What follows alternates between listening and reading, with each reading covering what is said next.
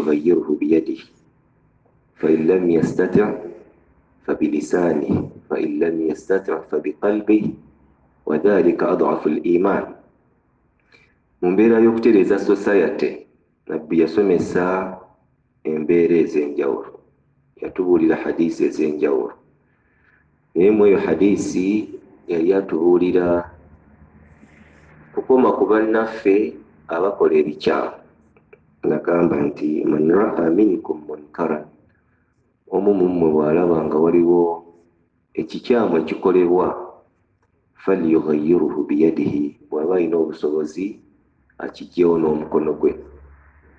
Bw'aba alina amaanyi asobola okukikozesa amaanyi, akozesa amaanyi okusitopinga munkar. Ekyo kikola ku kategore y'abantu bamu na bamu, either abalina obufuzi, abalina obuyinza, obanga olina physical strength nga kibadde kyetaaga ago maanyi. Naye teyakoma ku abo, n'agamba nti n'oyo atalina busobozi bw'amaanyi oba atali mu position, bw'alaba ekibi akyogereko kale, akyogereko, akivumirire, oli abadde akikola akireke, oba omubuulirire wabadde takimanyi akitegeera akiveeko. N'eryo eddaala oba tolisobola kale kikyawe kitamwe omutima gwo. Abamu nno abavunuzi ba hadiisi bagamba hadiisi eyo yeekomekkereza ate gy'erina okutandikira kuba gyetandikira nti bw'olaba munkar, bw'olaba ekibi nga kigenda mu society, oteekeddwa okusooka kitamwa ku mutima nga tolaba nakikwatako. Sooka okitamwe, olaba nga kiyigaanye okyogereko, olaba nga tekikoleddwako okigyewo n'amaanyi. Naye ekigezo kye tutambuliramu ekyokuba nti obusiraamu bwaffe buli ku minzaani, olwa abakulembeze be twateeka mu bufuzi oba mu bifo ne bakola ate ebitanyuma, ekyo kigezo Mungu akireeta, ate era alina obusobozi obukijjawo. Tumusabe abakulembeze baffe abatereeze ensonga bazitambuze bulungi, kubanga eyo amaana Allah ajja babuuza obuvunaanyizibwa obwo lwaki babukutte bubi. Teri awulira bulungi ng'ensonga z'obusiraamu zitambula nga bwe zitambula kati, n'okutuuka okutugamba nti ekitebe kyaffe kiyinza okuvaawo essaawa yonna. So munkar mugyogereko, abantu bagireke, kubanga oyinza okuba tolina busobozi bukikozesa na mukono, naye tugyogereko n'okugitamwa tukitamwa. Naffe baba batutadde mu bifo eby'obuvunaanyizibwa, tuleme kukola nsonga ziswaza busiraamu n'abasiraamu. Tuli mu mwaka ogw'omukaaga, Nabbi sallallahu alaihi wasallam ng'ali e Madiina, amaze okusenka okuva e Makka. Tuzze tulaba ensonga eziwerako. Twagamba mu mwaka ogwo mwalimu entalo nnyingi, oba zoyinza okuyita saraya ge magye Nabbi ge yasindikanga gagende galwane nga ye teyeetabyemu. Twakona ku ntalo eziwerako, tugenda kusembayo n'olutalo lumu era nga lwe lwasemberayo ddala mu mwaka ogwo ogw'omukaaga. Kyali kikwekweto kitono, bakiyita Sariyat Kurz bun Jabir. Olutalo olwo lwakulemberwa sahabi oyo yayitibwa Kurz mutabani wa Jabir. Nabbi sallallahu alaihi wasallam yamusindika eri abayitibwa Banu Uyayina kika ky'abantu. Waliwo abasajja bava mu kika ekyo Uyayina, abalala nga bava mu kika ekya Uqal ne Uyayina. Mwavamu abasajja 8 ne bajja e Madiina eri Nabbi sallallahu alaihi wasallam okusiramuka. Abasajja bano riwaya zigamba bajja balwadde, bajja balina obulwadde nga bw'olaba omuntu alwadde kwashako, embuto zizimbye nga n'embirize ensusu zaabwe embi balabika bubi. Naye ne bava gye baava ne bajja e Madiina basiramuke ewa Nabbi sallallahu alaihi wasallam. Baali 8. Bwe bajja ewa Nabbi ne balangirira okusiramuka kwabwe, Nabbi sallallahu alaihi wasallam yabawelkaminga n'abatoza shahada ne bayingira obusiraamu. Bamugamba, ya Rasulallah, tusiramuse naye embeera yaffe ogiraba, tuli balwadde, oyinza tukolera ki? Obulwadde nga butuyisiza bubi. Nabbi sallallahu alaihi wasallam abagamba nti mugende ew'omulaalo wange. Waliwo omulaalo baali bamuyita Yasar. Yasar yali alabirira emaali ya saddaaka, ebisolo, yali omulunzi, eŋŋamiya, embuzi, ebintu ebya saddaaka. Abagamba mugende ewa Yasar, agenda bawa omusulo gw'eŋŋamiya munywe n'amata, eddagala lya nabbi lyaba prescribingira.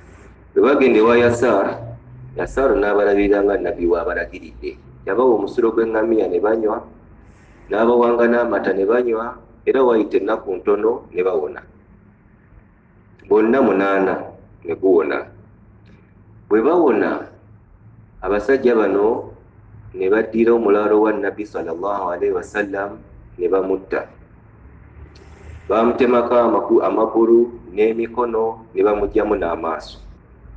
Nga bamaze okuwona, bwe bamutemula bwe batyo, ne babba n'ensolo ne bazikuba ne badduka ne bagenda.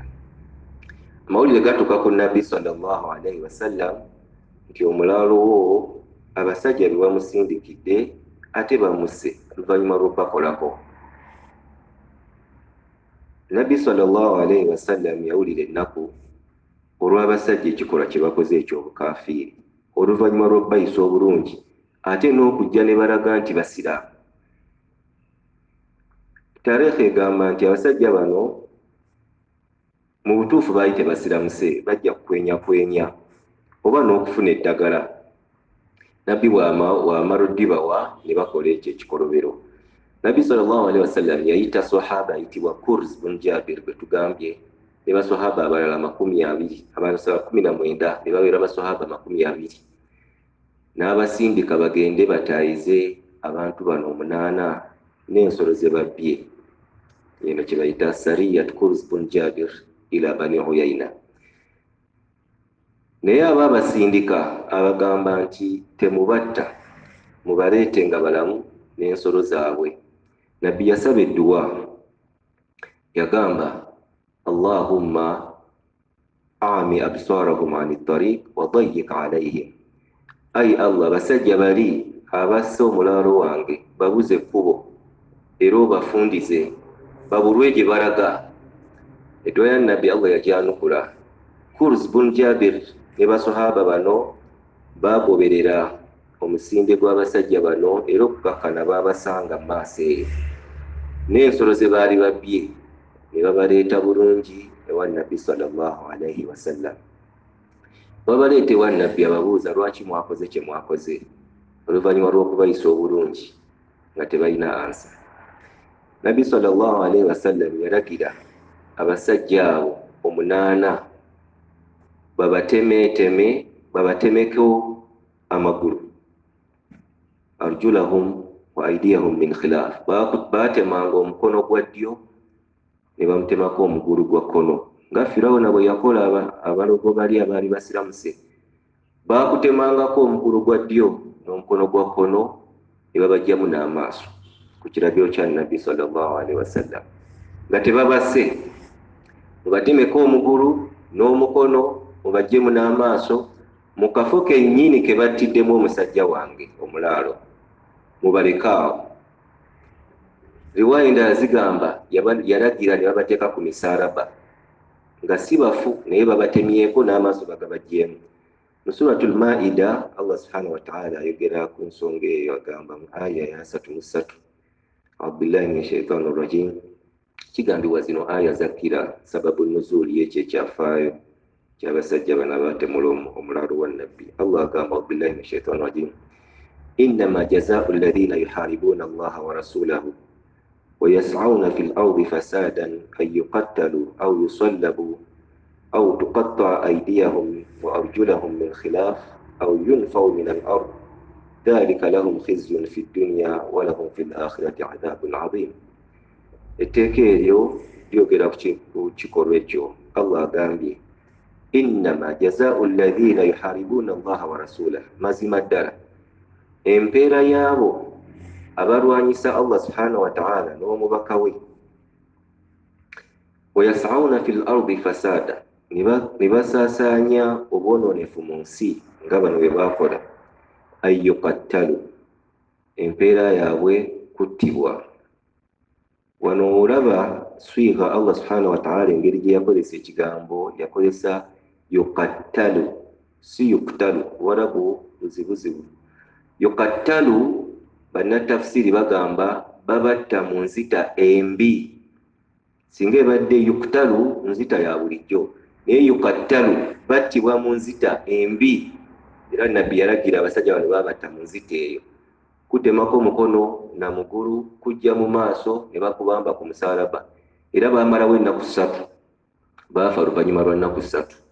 Abasajja bano nga bali mu mbeera eyo baalaajana babawe ku tuzzi, nabbi n'agamba temubawa kintu kyonna paka bonna we baafa 8. So Allah agambye ayyukattalu, battibwa mu nzita eyo mbi, au yusallabu, oba bawanikibwa ku misaalaba, babakomerera ku misaalaba ku miti, ensi yonna n'ebeerolera, au tuqatta'u aydiyahum, oba babatemako emikono, wa arjuluhum, n'emigulu min khilaaf, otema ddyo omukono, omugulu otema kkono.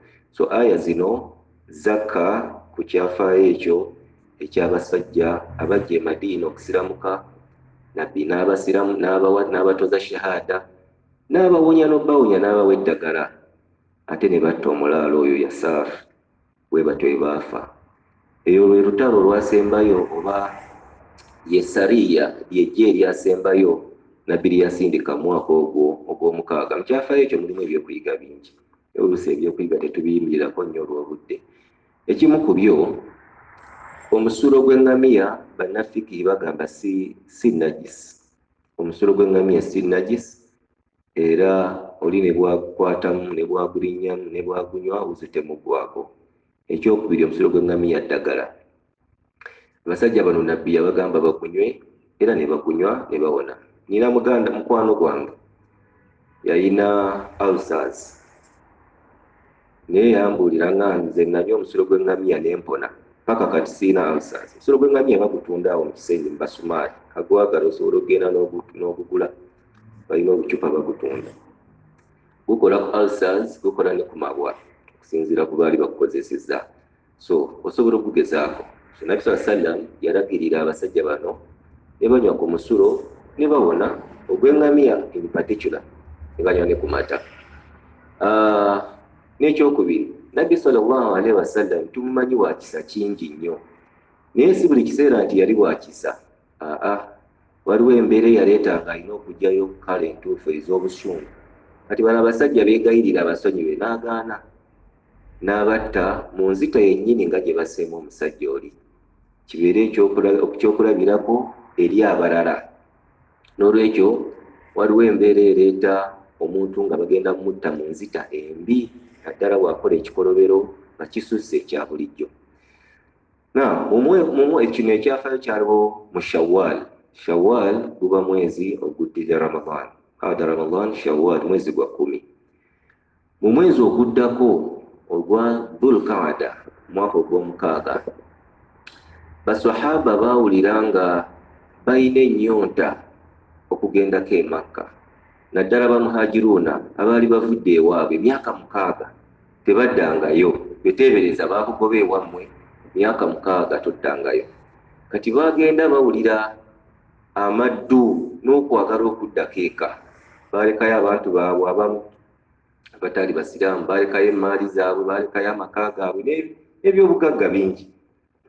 So baagendanga bawulira okwagala okudda eka. Naye Nabbi sallallahu alaihi wasallam naye nga bw'akifuna. Nabbi sallallahu alaihi wasallam lumu aloota ekirooto nga azzeeyo e Makka ng'ali ne baswahaba bagenze bakoze umura, basazeeko n'enviiri, bamaze n'okukola emikolo gya umura. Ku makya bwe bukya abuulira baswahaba ekirooto kye yaloose, abagamba naloose nga tuzzeeyo e Makka nga tukoze emikolo gya umura. Suratul Fatih, Allah subhanahu wa ta'ala atubuulira ekyafaayo ekyo okuviira ddala ku kirooto kya Nabbi sallallahu alaihi wasallam. ambigurira suratul Fath. Suratul Fath ndowooza aya ya 11 Allah subhanahu wa ta'ala ayogera ku kyafaayo ekyo oba ku nsonga eyo ey'abaswahaba okugenda e Makka. Allah agamba billahi minash shaitani rrajim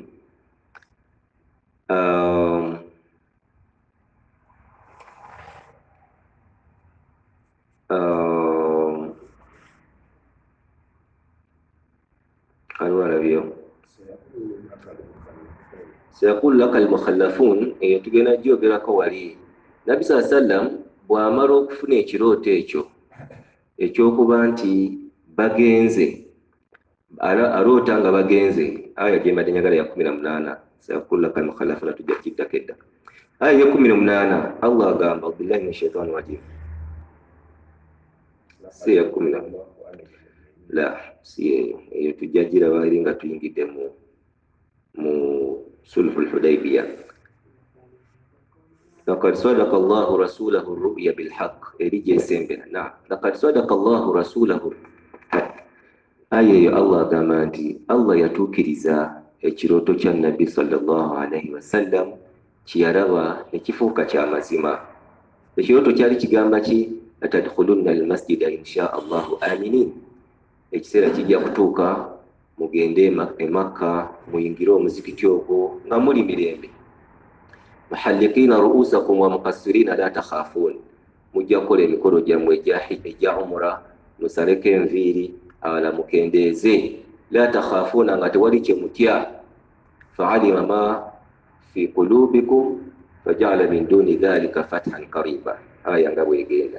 So aya ezo ne zikka wazisomera basahaba ne beesunga okugenda e Makka bakole ku umra, balabe ne ku bantu baabwe.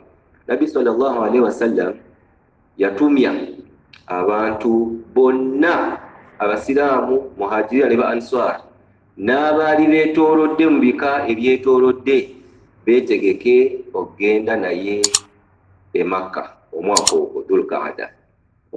N'ayisa amawulire abantu beetegeke lwalaalangirira bagende. Naye wali gye tubaddeko sayaqulu laka almukhallafun, bw'aweereza amawulire ago timwetegeke tugenda mu umra. Lwaki? Nabbi ayagala aweze abantu bangi, ejje ddene, abantu bali ab'e Makka babatye, baleme beŋŋanga, kubanga ekyali kibatwala first of all yali umra, si kulwana. Naye bwe banaagenda nga bangi bali tebajja kusobola beŋŋanga balemesa.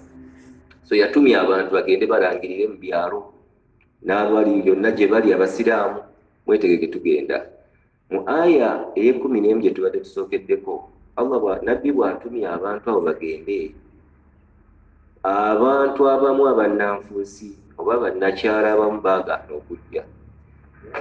Ne bawa ensonga zino. Allah agamba sayaqulu laka almukhallafuna min al-a'rab, bannakyalo, bannamalungu bagenda kugamba, bagenda kuleeta excuse zino. Shaghalatna amwaluna wa ahluna, Nabbi otukuttemu, tuli bize, kaseera kano nga tuli bize, tuli mu kusaawa ya kukungula. Bali mu malimiro gaabwe bakungula, ab'ebisolo bakola, abasuubuzi basuubula. Kati bamugamba tetujja kusobola kujja naawe, kugenda naawe Makka. Shaghalatuna amwaluna, tukyakuŋŋaanya, tukyatereeza bya maali. Wa ahluna, n'abantu baffe bakyatwetaaga. Fastaghfir lana, tusabire Mungu atusonyiwe tetujja kujja. Yaquluna bi alsinatihim ma laysa fi qulubihim. N'olwekyo wadde abantu Nabbi abayise bajje, mulimu abaagaana, bannabyalo abamu baagaana, naye abasinga obungi bajja. Nabbi yasobola okukuŋŋaanya basahaba 104 ba answar ne ba muhajirun bagende bakole umra. Gwali mwezi gwa 11 Dhul-Qa'da.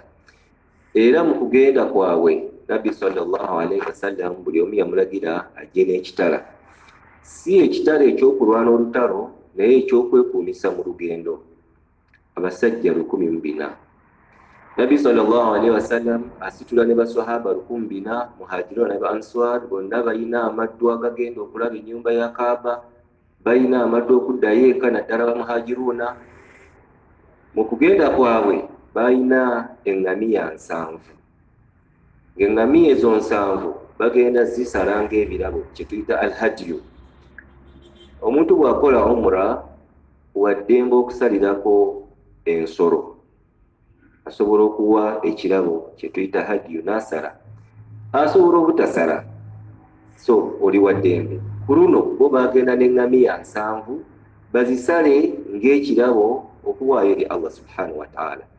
Ne batambula batuuka eyo mu maaso, Nabbi sallallahu alaihi wasallam afuna amawulire nti waliyo ejje eryagala okulumba Madiina, ate gy'ava ne bimusobera.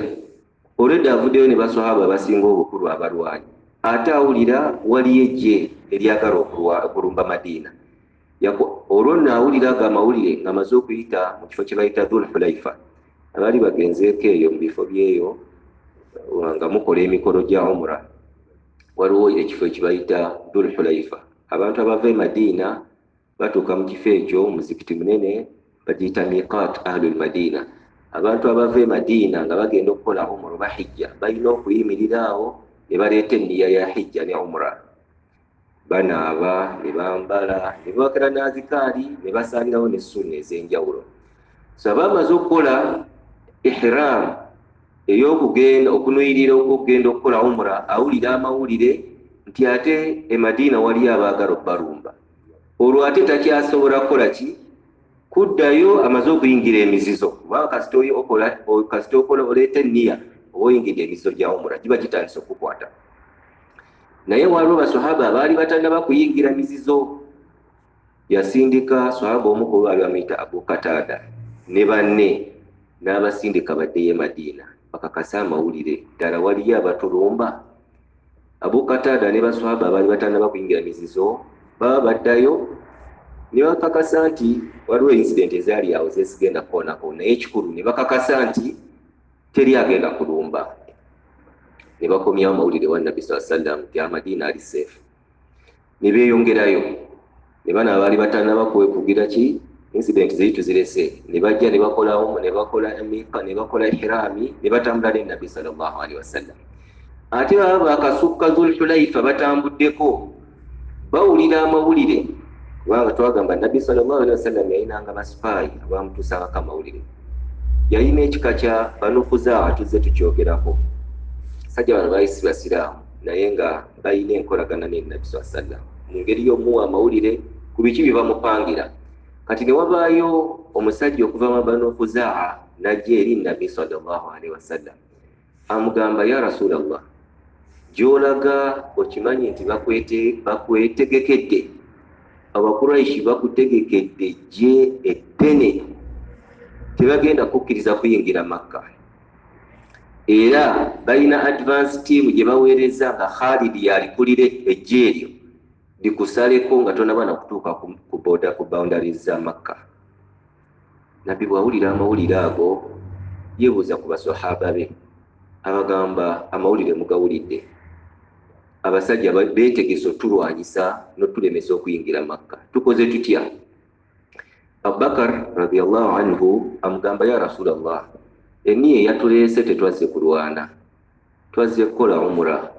Bwe baba batuteekedde mu kkubo lino tukyuse ekkubo tuyite mu ddala, baneekanga tutuzeemu. Nabbi sallallahu alaihi wasallam yagendera ku kirowoozo kya Abubakari era ne bakyusa ekkubo. Main route gye baali balina okuyitamu ey'okumpi ne bagivaamu ne bayita mu kkubo eddala eryewalako. Bwe bayita mu kkubo eddala, kumbe ne bano bategedde amawulire nti Nabbi akyusizza. Khalid ibn al-Walid n'ateega Nabbi mu kkubo eryo. Baba basigazaayo mayiro nga 8 okuyingira Makka. Kubanga okuva e Madiina paka e Makka wawanvu babalirawo kilomita around 450. So batambulirawo ennaku 4 ku 7. Khalid abasazeeko mu kkubo eddala lye baali bayiseemu. Bwe bamugwako eyo, abagwako eyo, Nabbi sallallahu alaihi wasallam yateebereza ekyokukola. Abagamba temujja kweyongerayo. Baswahaba ba-insisting nga tulina okugenda, ya Rasulullah, tujja kugenda e Makka oba baagala tetwagala tulina okugenda. Naye Khalid agenda obbasalako kyali kiseera kya salatu dhuhur. Salatu dhuhur bwetuuka ejje lya Khalid liwali libasazeeko, Nabi sallallahu alaihi wasallam yalagira ne baziina ne basaala. Ne basaala eswala yaabwe bulungi eya dhuhur. Olw'okuba baali mu lugendo ne basalako raaka bbiri. Bwe bamala okusaala eswala dhuhur, Khalid ibn al-Walid agamba ejje lye, tusubiddwa akakisa okuba abasiraamu nga basaala. Tubadde tubakubira awo wennyini nga basaala, kubanga bwe baba mu swala tebakola kintu kyonna. Naye omukisa tugenzeeko, wabaawo aleeta ekirowoozo agamba nti ate mufaayo, abasiraamu balina eswala gye bazzaako awo, budde nga bugenda okugenderera, enjuba nga tennagwa, balina eswala endala gye basaala. Bwe beene tusubye tubalinde ku swala bategeeza asiri, tubalinde ku asiri, bwe banaaba basaala awo tubalumbe. Awo nno wonna salatul khawf gye twakoonako emabega eri yali tennaba kulaalikibwa oba kusomesebwa basiraamu. Nabbi sallallahu alaihi wasallam afuna okubaka nti abasajja bano beetegese okubakuba nga bali mu kiseera ky'eswala. Mu lugendo olwo olw'e Hudaybiya shuria salatu al-khawf, salatul khawf neeteekebwa ku basiraamu butya bwe bagisaala, era gye tugenda okukomako olwaleero. So mu lunaku olwo olw'e Hudaybiya mu Dhul Qa'ada nga bagenda mu umra, gye tugenda okulaba nti tebaagikola kubanga babalemesa. Salatul khawf esomesebwa oba eraalikibwa, Nabbi n'agisomesa abasiraamu. Nga bamaze okusaala dhuhur, Nabbi abagamba asiri tetugenda gisaala nga bwe tugisadde leero. Era salatul khawf nali mbagambye ogisoma mulimu practical. Nabi sallallahu alaihi wasallam asiri bwetuuka, Khalid yeesunze n'ejje lye okuba abasiraamu nga basaala, yagenda okulaba nga ate ensaala gye basaalamu ekyuse ku ya bulijjo, kubanga salatul khawf ejje oba ekibinja kitemwamu emirundi emeka? 2. Abamu ne basaala jama, abalala nga bwe bakuuma. Bano bwe bamala okusaala ne imaamu sooka bwebanga ebadde eswala ya raaka 2, then ekibinja ekirala ne kijja ekisala ne imaamu kino ekisoose okusaala naye ne kiddayo ne kikola ki? Ne kikuuma. Ng'ekigendererwa mu kyo kiki? Salatul khawf eno eraga obukulu bwa jama ekisooka, eraga obukulu bw'eswala mu kiseera kyayo, ate n'eraga n'obukulu bwa jama. Nti salatul khawf kyeki by the way? Salatul khawf ye swala gye tusaala mu mbeera y'okutya, mu mbeera y'obunkenke. Obunkenke buyinza okutugwako mu ngeri za njawulo. Luyinza kuba nga lutalo nga bano we bali. Bwe ba si lutalo kiyinza kuba ki? Ekiyinza otusaaza salatul khawf. Ababbi bagenda tumenya. Eyinza kuba mpologoma eriawo mu kasaka. Twagala kusaala naye twekengera. Oba musota. Kati nga temujja kusobola kusaala mwenna ng'empologoma oba ng'eriawo mu kasaka. Abamu bajja kusaala, abamu bakuuma. Oba embeera yonna ereetawo okutya, ng'okutya okwo mulina kye mutyo balumba. Salatul khawf. So salatul khawf eraalikibwa ku basiraamu mu mwaka ogwo ogw'omukaaga mu Dhul Qa'ada, Nabi sallallahu alaihi wasallam bwe yali agenda okukola umra. Khalid ibn al-Walid teyasobola kulumba basiraamu mu swala nga bwe yali akyesunze, kubanga ensaala gye baasaalamu yali ya njawulo. Nabi sallallahu alaihi wasallam bwe bamala okusaala salatul khawf, asindika delegation eri Khalid bogerezeganye, si kulwana, bogerezeganya. Tuzze lwa mirembe, tuzze kukola umra, tetuzze kulwana, mutukirize tukole emikolo gyaffe tuddeyo. Enteeseganya ne zigenda mu maaso okwogerezeganya, naye temwavaamu kalungi.